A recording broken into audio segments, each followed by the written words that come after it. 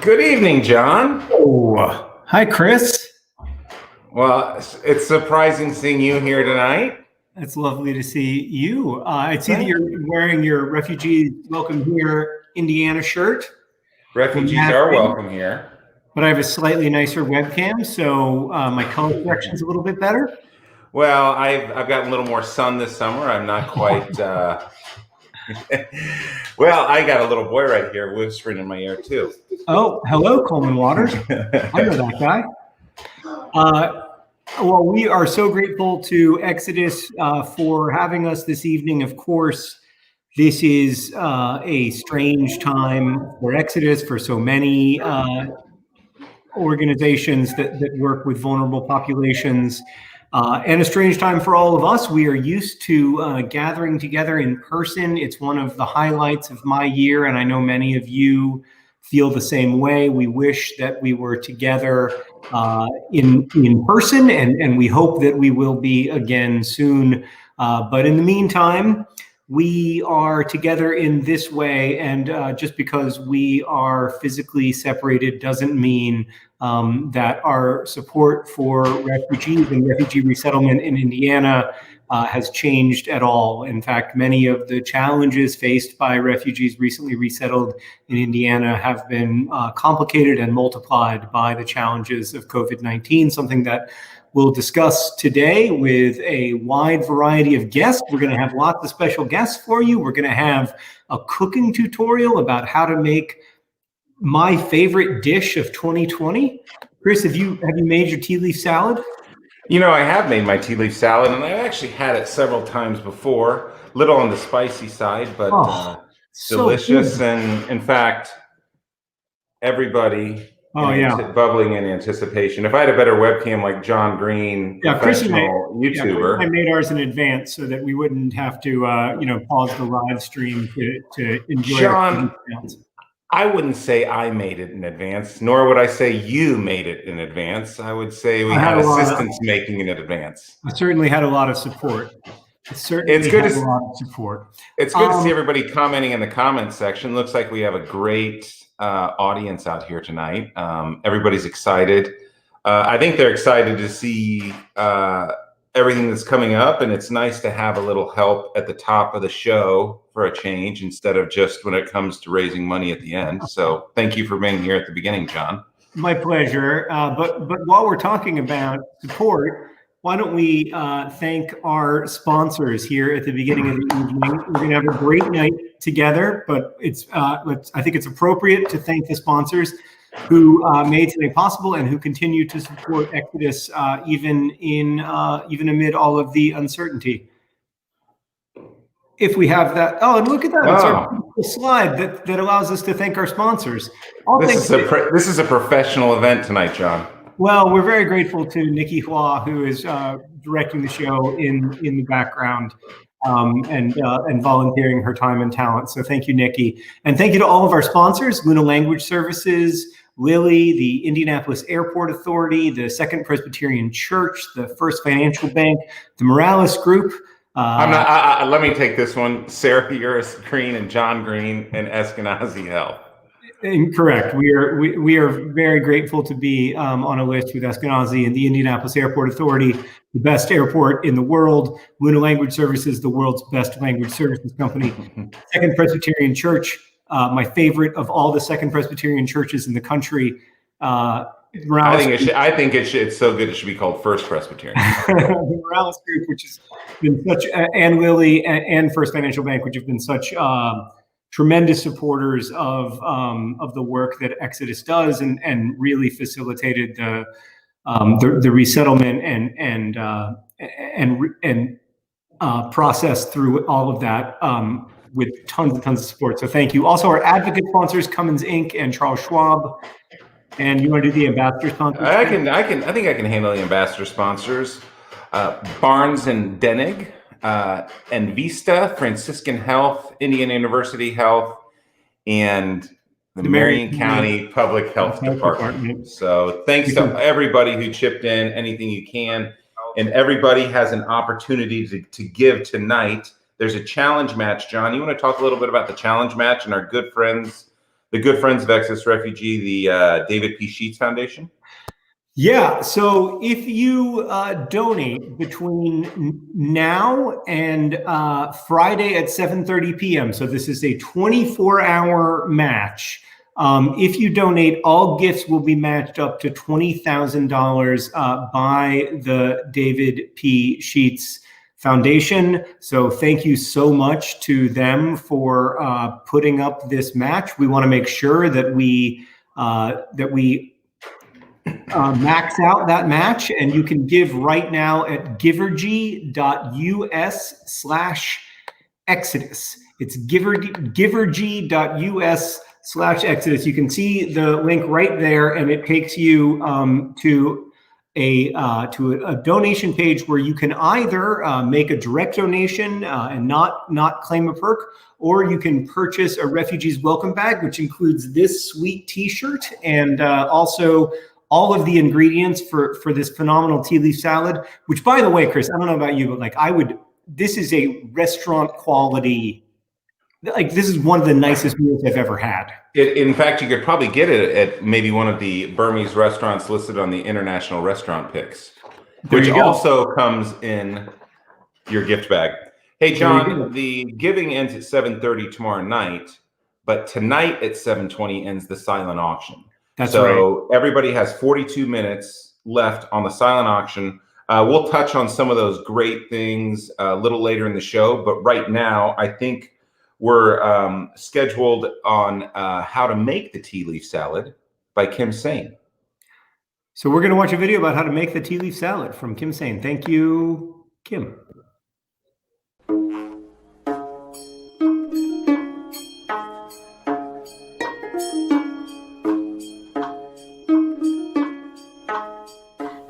My name is Kim. I'm a Women's Program Coordinator at Exodus. Today we are going to make a traditional Burmese appetizer, tea leaf salad. First, I'm going to chop the cabbage. Okay, you can chop or you can shred, but not really big. Okay, small. It must be thin.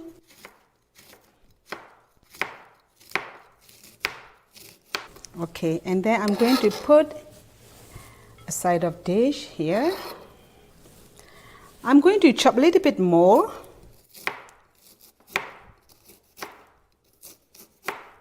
Okay, I'm going to put side of dish here. And then tomato. So I'm going to chop the tomato. First of all, I'm going to divide it. I'm not going to use the top of the tomatoes, and then you can slide just like a very small slide, but not really big.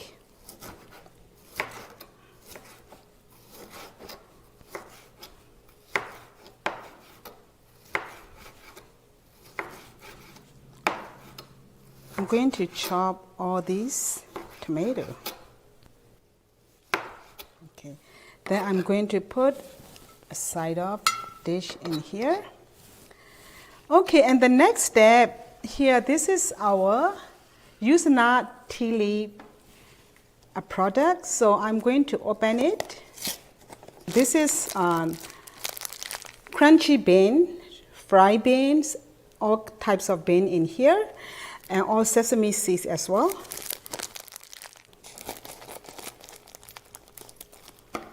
Okay. And then I'm going to put it here. I'm not going to put there first. Okay, and then half of this one, this is the tea leaf. Okay, then I'm going to take my dish here in front of me so I can mix. Okay, so now I'm going to put my fried beans, crunchy fried beans. And then here, this is the tea leaf. I can pour here. Okay, great. So now I'm going to put salt in here. And this is the olive oil. I'm going to put the olive oil here.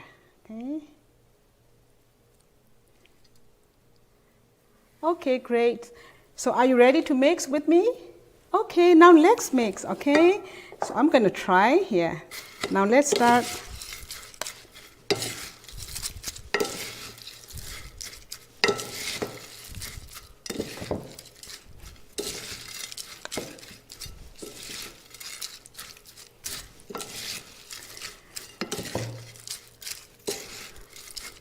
I'm already mixed everything here. So I'm going to taste. Okay.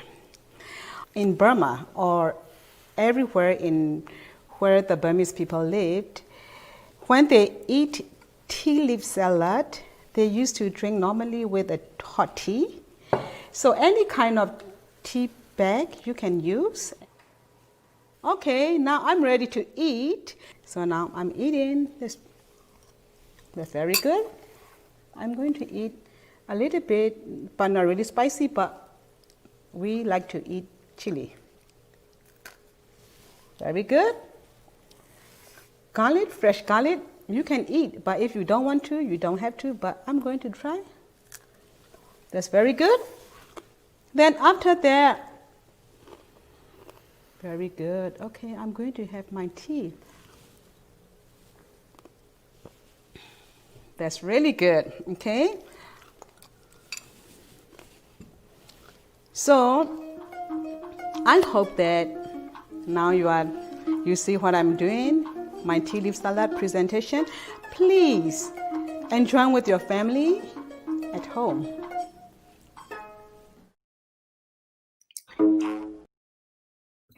Oh, I was just enjoying. I was just enjoying it. That's so good. I guess I didn't have any of the fresh garlic or chili. I set that round out. I'm still having. I got some heat. It's just delicious. Thank you so much. And again, if you go to givergy.us/Exodus to make a donation, you can purchase a Refugees Welcome gift bag, which will come with everything you need to make the tea leaf salad, plus so much more. I should say that, Chris, we've raised almost $13,000 toward that $20,000 match grant, meaning that we only have $7,000 left to go before we reach that match. Fantastic. So everybody who's donated at givergy.us/Exodus, but you can also get a silent auction item, of which there are, even though obviously many, usually we're all together for the silent auction, and there's the thrill of seeing other people walk up to your auction item and write down their number, but it's all still happening. It's just happening online. Some of the great items that that we can update on, the Hotel Tango package is at $325 right now. Yeah. Homemade quilt, Amy Wallerab, for $400. There's a fair trade bag by $508 by Jackie Morales. Don't let her win it. There's a Minnesota Getaway by Ben Slaughter of Morales Group. Don't let the Morales Group dominate the night. They like to come into this event every year and dominate it and throw their weight around. But everybody else needs to step up and kind of put them in their place. There's also a coffee date with John Green. Big fan of both Ben Slaughter and Jackie Morales. So I'm not going to try to stand in their way, but we want to raise as much money as possible. You can also have a coffee date, a virtual coffee date with the only kind of coffee dates that exist with me. Currently, Michael Leopard is winning that. Michael, I hope that we get to have coffee together. John, the refugee welcome bag sales are closed online, but Liz does have some extra bags, and if people ask them for us, Liz will pack one. But it would be good not to mention it again during the show, so I will stop mentioning it. Thank you, Liz. There's also one other thing to mention. There are some great getaway packages on there, and in the time of COVID, we could all use a little. And a lot of them are in the woods, up in Minnesota, down in Brown County, and we could all use a little bit of a little break like that. I know a lot of people didn't get their summer vacations in, so take a look at all of that. Yeah, and also the virtual Burmese cooking demo is currently being won by Bridget Johnston. But what a cool opportunity that would be. And so thank you to everybody who's donated those silent auction items. Before we move on in the show, Chris, I thought it would be helpful to maybe contextualize some of what Exodus does here in Indianapolis and how important the resettled refugee community is to our city.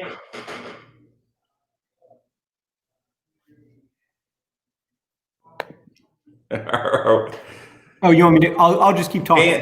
No. I thought. Oh, no. I thought. Okay. So Indianapolis is home to one of the largest Burmese populations outside of Southeast Asia. We have almost in Indianapolis almost 18,000 Burmese refugees from many different ethnic groups. We have so many businesses that have been started by resettled refugees, from auto dealerships to realty businesses to grocery stores, more than 30 churches, restaurants. In fact, some of our favorite restaurants in the city were founded by resettled refugees. Exodus has welcomed refugees from over 50 different countries since 1981, from the Democratic Republic of the Congo, Syria, Eritrea, Guatemala, Afghanistan, and many other countries. And Exodus itself has relocated over 3,000 refugees here in the city, providing them with support and a place to live, helping them find jobs, helping them learn the language. And it's easy to forget nowadays, what refugees are trying to escape when they come here. A lot of times they're victims of human trafficking, religious persecution, whether it's Muslim, Christian, Buddhist, whatever. It's just amazing the work that this organization has done to accommodate and to support the refugee relocation program here in the United States. Yeah, and especially as the challenges that have come in the last few years with a dramatic decrease in refugee resettlement in the United States under the current administration, and also the funding restrictions that have been in place. It's been a very challenging, obviously an extremely challenging environment for Exodus to do their work, but they have continued to do that work in ways that are really profoundly moving to me. And we're going to have Cole Varga, the executive director of Exodus, share a message to talk about some of those challenges and where Exodus is now and where we're headed. Cole? Thank you for joining us. My name is Cole Varga, and I'm the executive director of Exodus Refugee Immigration. I'm happy to have this opportunity to share some updates, some challenges, and a little bit of hope with you all. 2020 has certainly been a year of challenge and change for all of us. We have all had to dig deep to find hope and inspiration when life outside our doors and on our streets seems dire. Refugees are experiencing this new reality and the traumas of COVID like the rest of us. And as you may already know, even before COVID-19 began to sweep across the world, the odds had been stacking up against refugees and asylum seekers in America. First, there are now nearly 80 million forcibly displaced people around the world, more than at any point in history. Yet this year, the White House has slashed refugee resettlement for the fourth year in a row to its lowest goal ever, and we are poised to not even meet that low bar. For the first time ever, 2020 may see the U.S. welcome less than 10,000 refugees to the country. This is an international embarrassment and a further abandonment of our values. Second, using the opportunism of cover given by the pandemic, the White House has made asylum in the U.S. nearly impossible. From rolling back long-standing, internationally accepted criteria, like rejecting gender-based asylum claims, to ending the right to a hearing before an immigration judge, asylum is being dismantled. Third, and worth remembering, there are still today children and families being held by the U.S. government in detention centers, flouting established law and ignoring the already confirmed outbreaks of the coronavirus inside these very centers. Families seeking safety within our borders deserve empathy, not imprisonment. With these challenges stacked alongside the public health crisis, it can be hard to find hopeful moments. But despite everything, the individuals we serve at Exodus have no shortage of hope. For them, hope adds up. Its sum is resilience. Our clients have hope for their futures and the futures of their children. They have hope that their homelands will find peace again someday, so future generations do not experience what they endured. At Exodus, while we teach our clients how to successfully navigate life in Indiana, our clients in turn teach us about hope and resilience. Our teachers see it in the adult learners in our virtual English classes. Online learning has brought with it the added benefit of teaching digital literacy skills to those with less experience with technology, opening up new avenues towards self-sufficiency. In discussing the prospect of joining our Zoom English classes, one adult learner in our pre-literacy group summoned her confidence by noting, "I did learn how to make a phone call. Maybe I can learn this too." In fact, with barriers like commuting to class eliminated, we have seen the highest English class attendance rates in more than 2 years. Hope also lives in the parents navigating e-learning for their children and getting help from our youth program to ensure an internet connection and a school-provided laptop were available. Not to mention the 200 backpacks delivered to refugee kiddos around town by staff and volunteers, ensuring kids have the clothing and supplies they need for school, whether learning in the classroom or at the dinner table. Resilience is found in the dozens of refugee households who lost their jobs and got countless hours of help from the Exodus employment team to navigate Indiana's unemployment backlog, hours of advocating on the phone, and ongoing language access barriers to eventually receive unemployment benefits while seeking out new jobs. Some clients even finding new employment packaging hand sanitizer. Hope is also present in Exodus's many volunteers and supporters. With generous donations from local foundations and individuals, Exodus has recently posted 2 newly created positions, one serving the case management needs of asylum seekers in Indianapolis, and another staff immigration attorney to help our clients apply for family reunification, assist with asylum claims, and apply for U.S. citizenship. And surprisingly enough, hope can sometimes even be found in Washington. In July, the House of Representatives passed the No Ban Act, and while it may not have a chance in the Senate at the moment, it keeps positive pressure on past and future administrations who seek to immorally ban Muslims from this country. For 39 years, Exodus has been grateful for the incredible support from this community, our faith partners, our corporate friends, our individual donors, and committed volunteers. It's because of this network of support that we have accomplished so much and have so much to be hopeful for in the years to come. Despite the moment we are in, Exodus will continue to learn from our clients, to gain inspiration from their resilience, and we will make it through this time together, even if apart. Thank you for your continued support for our work at Exodus Refugee Immigration and for helping refugees continue to build hope here in Indiana. Thanks, Cole. Oh, look who pops up on our screen. Yeah. Hey, guys. Cole, thank you for taking a break from lobbying Washington on behalf of refugees to hang out with us. And we've also got a lovely guest, Afshan Parlberg, immigration attorney here in Indianapolis, to have a conversation about what's going on. John? What are some of the big challenges that right now that you're confronting, the changes that are taking place under the guise of COVID-19, and how is Exodus navigating them? Yeah, well, thanks, guys, for letting me jump on here. You're doing a fantastic job, by the way. You don't even look nervous on the stream. Yeah, I do this a lot more than I do the in-person stuff. Yeah.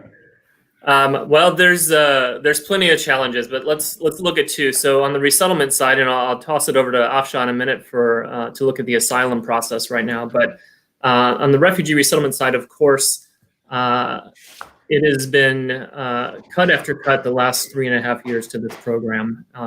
As I mentioned in the remarks a second ago, which just happened outside in the hallway, the presidential determination number has been slashed to a record low this year, and we won't even make it to that number. So going from previous years where the average resettlement number is 95,000 refugees entering America, we will be very, very low this year. And it's going to be really hard to recover because the infrastructure overseas, the infrastructure of USCIS has just been totally dismantled the past few years. Oh, Cole, or Afshan, maybe you can answer this one. For those that don't know, Afshan's also a board member at Exodus Refugee, so she's deeply involved, not just in her immigration law, but in the group itself. What are things that people watching this or people here can do to help or to participate or be part of the process? Hi, everyone. I think it's important to really also just understand who refugees and asylees are. And I think by understanding the terminology, it can better prepare us to help them. It's no secret that our immigration laws and history are very complicated. And that's demonstrated through words like refugees, asylees, asylum seekers. At Exodus, we support all of them. Refugees are physically outside the country when they apply for benefits. They can't go home, right? They fear being killed or tortured because of who they are based on their religion or their political opinion. And they go through this lengthy multi-year process prior to arriving here as well. Asylees meet all the same legal standards. They just are physically here in the United States and apply. And they're called asylum seekers until their case is approved. We've all seen those unnerving pictures at the southern border of asylum seekers trying to come in. And I think what's really important is sharing that message that all of these people are here lawfully and they all need that same protection of law. And so just understanding that and sharing that knowledge with people is a really important message. And I know Cole can share a little more about refugees that were thankfully still able to resettle during the pandemic and how we can specifically help those in our community. Yeah, you can imagine resettlement is even harder during the pandemic, even in this political environment. For several months, actually, the pipeline was all but shut down. Only urgent cases were traveling. So in April, for example, just like 27 refugees made it to the country as a whole. Probably the lowest month in over a decade for sure. But they started to pick up a little bit. And actually, surprisingly, on July 30th, the U.S. actually reopened travel bookings for refugees to resettle. So I guess that's a testament to how dire some of these situations are across the globe, that people are taking that risk. They're flying. When we receive them, they're actually quarantining by mandatory quarantine for 14 days. So we've had a lot of new and interesting work to do, making sure that we're prepared to receive people, making sure that we're teaching people Zoom, like I mentioned, because a lot of our resources and our time is going into doing a lot of these services remotely, so we don't have to come in contact with people. And those first 2 weeks are really when a lot of information sharing happens. So, people are landing in the middle of the United States. They've gotten a little bit of training overseas on what this might look like, but even you and I don't know what living in America looks like really right now with all the changes that are going on. So how are they going to get groceries? How are they going to get the kids into school? So that's where our team comes in to help out and make sure that they understand how to navigate this, this city in normal times and now. Yeah, I wanted to ask about that because it's always a difficult process. There's always a huge amount of dislocation. There's a measure of isolation that's inherent to this process of having to move to a completely new place. And so I wonder how Exodus is responding to the risks of re-traumatization, the risks of ongoing isolation, often for people who've already experienced tremendous trauma and dislocation in their lives. Yeah, that's definitely something we've been concerned about from the beginning of the pandemic. And actually, in mid-March, we made an effort to reach out to about 400 households that we worked with in the past couple of years, just to check in on them, see how they were doing, see what they knew about the virus, see how their kids were doing with being out of school, seeing what's going on with their jobs. There's just so many factors that people were facing. And we came to find out that a lot of our clients were very well educated on the virus very early on. So we were very pleased with that. And a lot of them were happy that we reached out to them. They knew that they could call us, they could get more information. Nowadays, it's a little bit simpler. Let's say we've got a few things ironed out. We've got all the Zoom accounts in the world. We've got thermometers that are going to all the new families so they can check their temperature for the first couple of weeks and make sure they're doing all right. We're starting to put computers in new households, not just the ones that they're getting from the school systems, but we started buying new computers and making sure they have internet in their homes too to stay connected to everything. It's crazy to hear the change in refugee resettlement in the age of COVID in 2020 than it was a year ago. Afshan, how has there's probably a lot of sympathetic ears on this in this gala right now about the immigration process as a whole. How have you noticed the immigration process change over the last 6 months in your work specifically, like in the age of COVID and whatnot? Yeah, no, I think that's a great question. I think immigration lawyers are having a tough time, but I think it's important to note as well that so many asylum seekers, immigrants often don't have representation, and they are the ones that face the brunt of navigating these complex and ever-changing laws. And just a couple of examples that we've seen this summer, we've had 2 pretty heavy sets of regulations, even during COVID, attacking asylum. One is completely gutting the entire asylum framework, ironically, coinciding with the celebration of World Refugee Day. Another, just a few weeks later, was trying to dismantle the entire system. And it hasn't stopped, right? While protecting a life and offering asylum protection should come without a price tag. And historically, we haven't charged fees to seek asylum. There are now proposed costs to filing for asylum that we might see happen this fall. And there's all these attacks from different angles that are being had to really take away the spirit of immigration and the humanitarian protection that it's intended to have. And I think we have an advocacy arm at Exodus, and I think it's important to note that we're trying to raise the voice and the concerns that we're seeing with all these changes in asylum law, so we can ensure that the protection is there for those that need it. Yeah, I think that's just such important work, because we were for so long a leader in the world in refugee resettlement, and those communities have enriched our country in so many ways for hundreds of years. And this is a recent change. It is a tremendous deviation from historical norms, and it is a real cause for concern. That's right. Well, it is an election year, so everybody get out and vote, and register your friends. Yeah, we've got a real opportunity here to hit the reset button and to rebuild the program to what it was 4 decades ago. Restoring this program to where we're welcoming 100,000, 200,000 people, because that's just the need that there is right now in the world. Yeah. Well, thank you both so much. Thank you for joining us. Thank you, Cole. Thank you, Afshan. Work on behalf of refugees and asylees. Thank you. Thank you, guys. By the way, this is how you applaud in the deaf and hard of hearing community when you can't hear and it's too loud. So a little applause.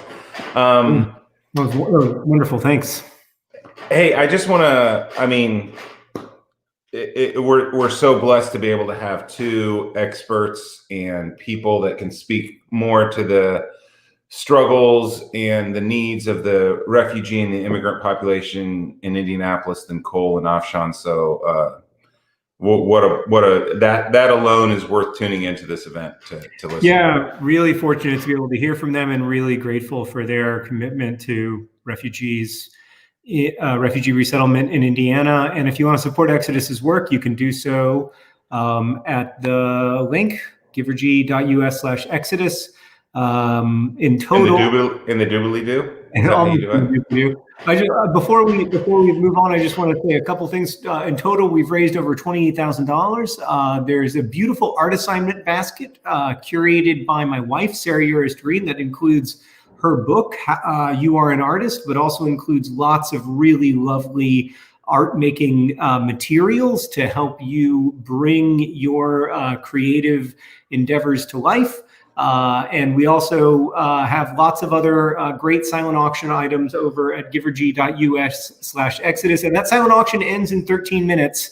So there's no excuse for delaying. The fundraiser will continue for an entire day, but the silent auction closes very shortly. So now's the time to make your final silent auction bid. There's also a wonderful Exodus Women's Art Circle quilt that was made by the Exodus Women's Art Circle that is available. So many great options at givergy.us/Exodus. So thank you to everybody who's been able to donate. And now we're really excited to be able to share. Well, Chris, I do want to mention one thing, that we are up to $28,000 at the moment. If we get to $30,000, yep, there is an anonymous donor. This person is a very generous person. They've asked not to be named. I so badly wish I could. But if we get just another $2,000, this person will match $10,000 on top of what the sheets offered to $20,000. Wow. So everybody, we just need $2,000 more in the next 24 hours. And I bet we can do it in the next 20 minutes, actually. Yeah. I bet we can do it after this next video. John, do you want to introduce the next video, which is everybody tune in. Get ready. Yeah, this is the coolest moment of the live show for sure.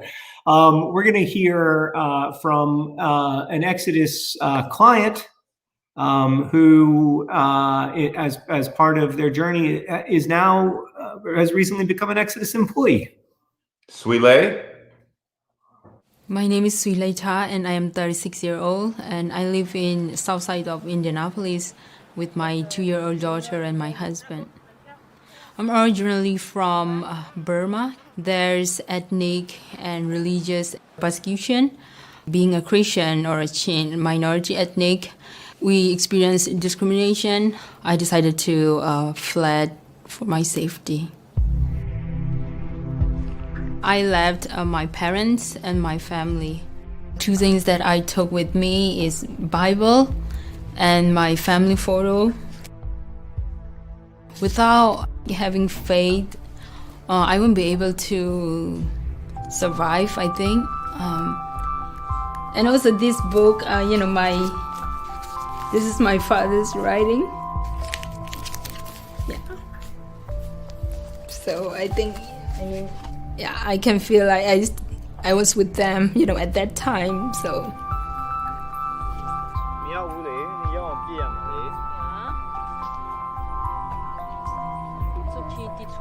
My life in Malaysia was, I would say, tough.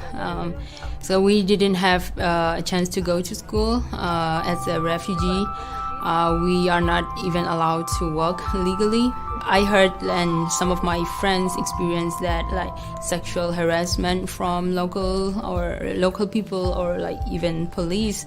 If I have not left Malaysia, my life would be, I would say, full with fear.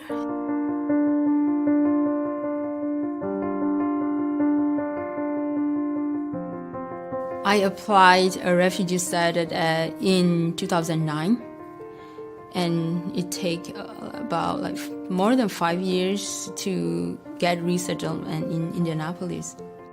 My brother lives here in Indianapolis, so I informed the office that I have a relative there, and then they helped me to resettle here.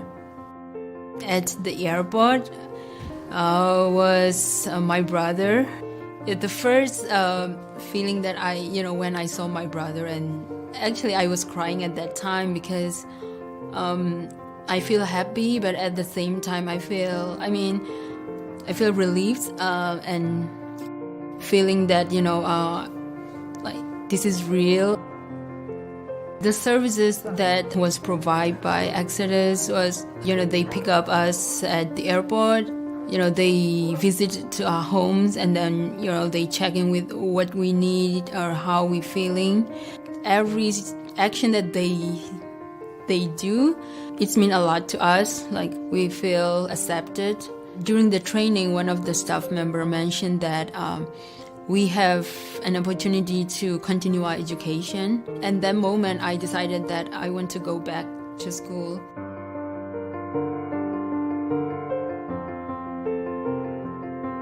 Yeah, I choose social work because of my experience in Malaysia. I feel that we need to educate our community and our people. I wanted to tell them that it's not okay, gender-based violence is not okay. I wanted to tell like a refugee, like me, that they can do it, it's okay. My dream for my daughter will be, I wanted her to know her parents were like refugee. I want her to be like a person who can have a good impact to a community. I had a chance to resettle here and then continue my dream, to have a better life, which is, feeling safe. We need to educate, and we need to advocate for the person who are like voiceless, I would say. There's a hope, so I wanted to inspire them.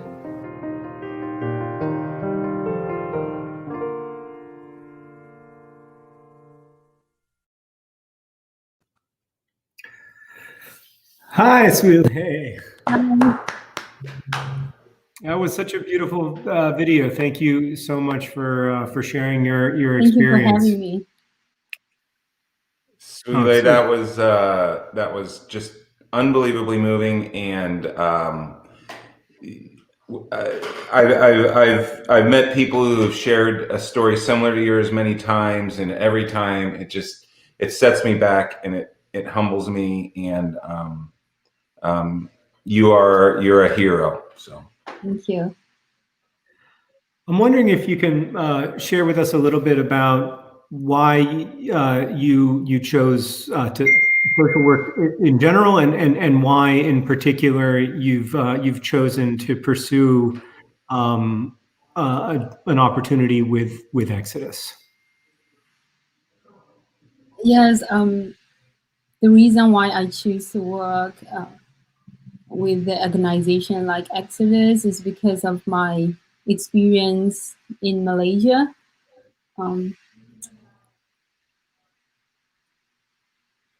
To be honest, before I fled from Burma, I feel like I have my self-confidence and I was happy, like full of hope. But after living in Malaysia as a refugee, I kind of like lost hope or confidence at all. But after the like UNHCR or after resettlement from here in United States, when I saw the action from Exodus, the services that I saw, I kind of feel like I would like to be a part of that team who can inspire other people, especially like me, who was a refugee. So. Swile, I know a lot of people watching this right now have some experience with the refugee process and why it happens. What made you leave Chin State to go to Malaysia? Yes, the main reason is for my safety, because I'm Chin and I am a minority ethnic in Burma, so we experienced persecution because of our religions and our ethnic. It treated our existence. So I fled because of that, my safety, I would say.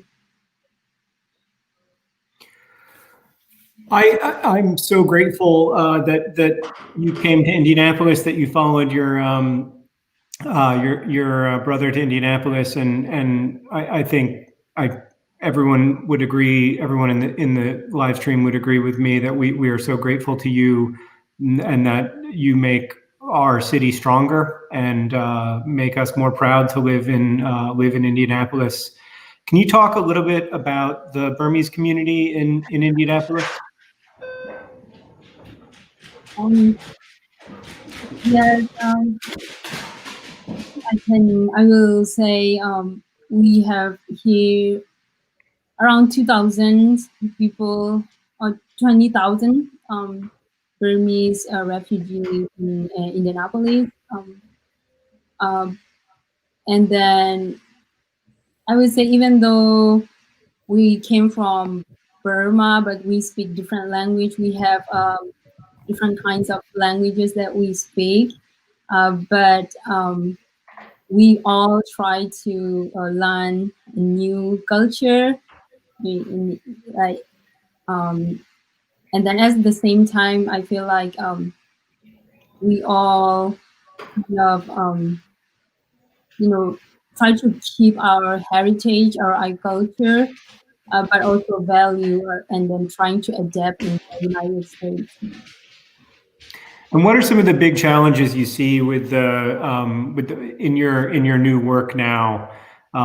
What are some of the big challenges you see in the refugee community in Indianapolis, and how can Exodus and other folks help with those? Yes, in my new work, I would say here at the Exodus, they are very supportive, and then they give me the tools that I need. They train me, and then I would say I'm very grateful to have a team like Exodus. And for like being a refugee in Indianapolis, I will say language barrier is one of my personal also, and then a lot of people that I've witnessed is that language barrier. Sweet Lady, talk to. I'm fascinated by language. Talk to me about where your English was when you came to the U.S.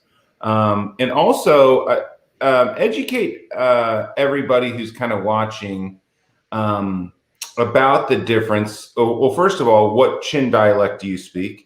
And kind of educate everybody who's watching about the difference between like somebody who speaks a Chin dialect versus somebody in Indianapolis on the north side who might speak Karen or Karenni, or somebody who speaks Burmese. Yes, for me, I speak Hakka Chin and I speak Burmese. And even in Hakka or even in Chin, we have so many different dialects, such as Tidim, Falam, Mizo, and Zotung, etc. So yeah, like you said, I think Karenni or Karen, most of them they live in north side, I would say, and then south side of Indianapolis will be most like the other group like Hakka, Falam, or Tidim. Yes. Yeah. And for those watching, those languages, the difference between like Falam or the difference between like Hakka Chin and Burmese, if you look at the languages, there's different appearing as Arabic and English, or I mean, the alphabet's different, and so it's an amazing, rich language culture in the city within the Burmese community itself. So. Yeah, thank you for sharing. And did you speak English when you came to the U.S., Suile, or did you learn when you came here, or? I speak a little bit when I came in United States, because I would say I start learning in Malaysia. But now until today, I'm still learning and trying to improve my speaking skill. Well, it's very admirable. Yeah, thank you so much for joining us and for your commitment to the city that we share and to the amazing work that you're doing with Exodus. It's really inspirational, and we feel really, really fortunate that that you've chosen to take your education and expertise and share it with the other resettled refugees in Central Indiana. So thank you so much, and it's really wonderful to meet you. And I hope next year we will all be together in person. Sure. Thank you. Thank you for having me. Yeah. Thank you, Suile. There are so many stories like Suile's that Exodus can tell because the support that they provide for resettled refugees is really extraordinary. And those, as we heard, those people enrich our country and our city and make and add so much in every conceivable way to our city. And so we are really, really fortunate to have an organization like Exodus that's ready to support refugees and ready to help refugee resettlement. We need far more. We know that we need more. I mean, Chris, I think back to when I was at a refugee camp at the Syrian border with Jordan, and it's a very crowded refugee camp even now. Refugee resettlement is kind of out of the news, and the refugee crisis is kind of out of the news, but there are still tens of thousands of people living in an extremely crowded refugee camp on the border between Syria and Jordan, and the challenges with COVID-19 are almost unimaginable. The challenges with education are really, really overwhelming. 100, 150 kids in a classroom, every kid only able to go to school for half a day because other kids have to come in and go to school the other half of the day. And we collectively can choose a better future for refugees and refugee resettlement in the United States. We do that through voting. We do it through the kind of attention that we pay to the stories of resettled refugees and of refugees awaiting resettlement. And we do it through direct support of organizations like Exodus. We've now raised almost $30,000, so we've almost met the match from that incredibly generous donor. Anonymous donor. Or anonymous donor. I don't know about when you see Suile's story, it's just so humbling. Yeah, I mean, that's the only thing that I get out of it is it's just so humbling, and we all get caught up in the humdrum of our lives and the stress of our lives and the worries of our lives, and you get on Twitter, you get on your news source du jour, and you read about the stories of kids in cages at the border. You read about people in refugee camps in Syria. And then you hear a woman tell her story about coming here and the struggles that she faces, and you see the humanity of it. And I can't implore enough that this is a year that we get to decide what kind of country we want to be. And I don't want to get political, and I'm not endorsing any political candidates in general, but there is a choice about who we want to be and what we want to become. So I think the takeaway from the night is support Exodus, vote. We just hit $30,000. Wow. Great news for Exodus, maybe bad news for anonymous donor, but I'm going to text anonymous donor here and give him or her a little ribbing. I think we can arrange for another anonymous donor to match the next $5,000 in donations since we reached that so early. This fundraiser will go through for the next 24 hours. 24 hours and 4 minutes. And your next $5,000 will be matched as well. So please donate over at givergy.us/Exodus.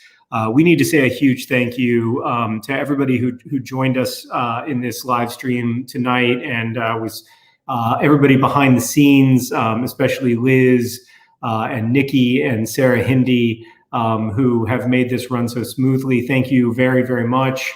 And to all the guests who've joined us as well, and to everybody who's been in the YouTube and Facebook live streams. It has been a real joy to be with you this evening, supporting a cause that we all feel so strongly about. And so we just feel really really hopeful about the future, despite all of the challenges that have been outlined for us tonight, and that we all know we're facing together. We do think that there's a lot to be hopeful about, and the fact that the donations have been so generous this evening, unbelievable, certainly fills me with hope. So thank you.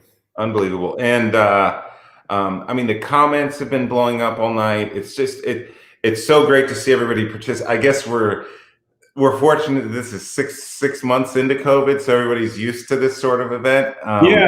Yeah. We do hope beyond hope that next August we're able to get together in person. So yes, let's make sure that we're in person next year.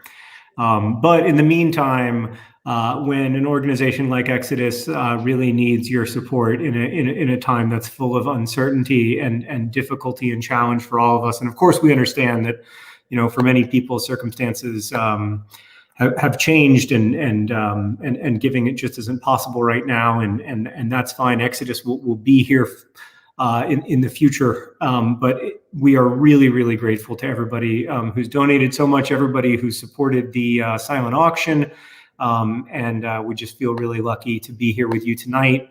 And we hope you have a wonderful evening. And thank you again to everybody who's joined us. And I think we can just close by saying that we imagine a future and a present where refugees are welcome here in Indiana. Thank you. Have a good night, everybody. We're still on screen, Chris.